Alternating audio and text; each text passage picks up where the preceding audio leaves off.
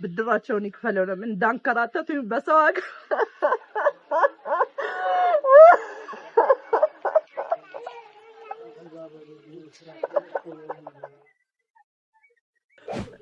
እዚህ ቦታ እኔ ያረገጥኩበት ገዳም የለኝም ብዬሃለሁኝ ከላሊበላ ከዳግማዊት ያረገጥኩበት የለኝም ሞትም አለበት ክርስትና ስሜ አስካለ ማርያም ይባላል ከእኔ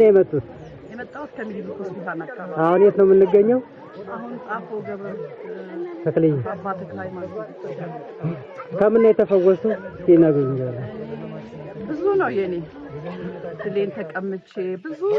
ያልደረስኩበት ያረገጥኩት ያርሄድኩበት ገዳም የለም ግን እዚህ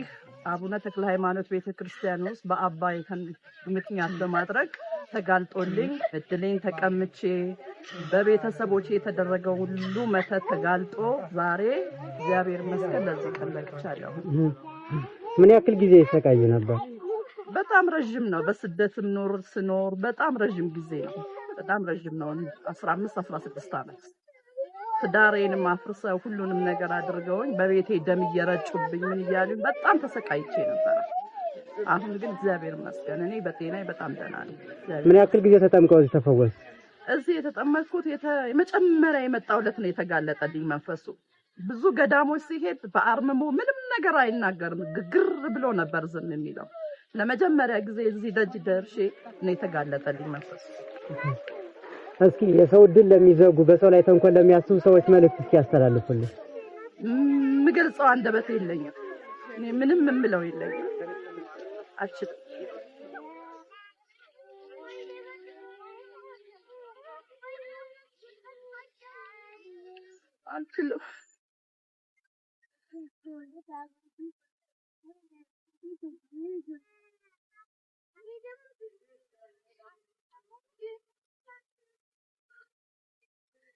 እግዚአብሔር መልስ ይስጣቸው ነው ማለት እግዚአብሔር ብድራቸውን ይክፈለው ነው እንዳንከራተቱኝ በሰው ሀገር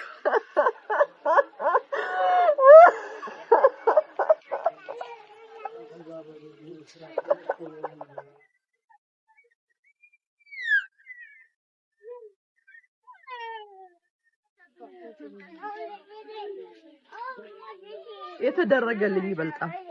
ካደረጉብልኝ የተደረገልኝ ስለሚበልጥ እግዚአብሔር ለነሱም ብድር ይክፈላቸው ብያለሁ እስኪ በርካቶች በዚህ ምክንያት ይሰቃያሉና በተለያዩ ቦታ ይንከራተታሉ ድላቸው ተዘግቶ ጤናቸውን አጥተው እንትን ይላል በዚህ ቦታ መተው ልክ እንደርሶት ድህነት እንዲያገኙ መልእክት ያስተላልፉልኝ አዎ እዚህ ቦታ እኔ ያረገጥኩበት ገዳም የለኝም ብዬሃለሁኝ ከላሊበላ ከዳግማዊት ያረገጥኩበት የለኝምና ሰው መቼም ሁሉም እምነታችን ነው ቢሆንም ያው እዚህ ቦታ ላይ መጥቼ እንደተጋለጠልኝ ነግሬያቸዋለሁ ሁሉም ደግሞ እየመጣ ይጋለጥለት ነው የሚለው እናመሰግናለን እግዚአብሔር ይስጥልን ፍጻሜዎትን ያሳምርልን እግዚአብሔር ይስጥልን ሰላም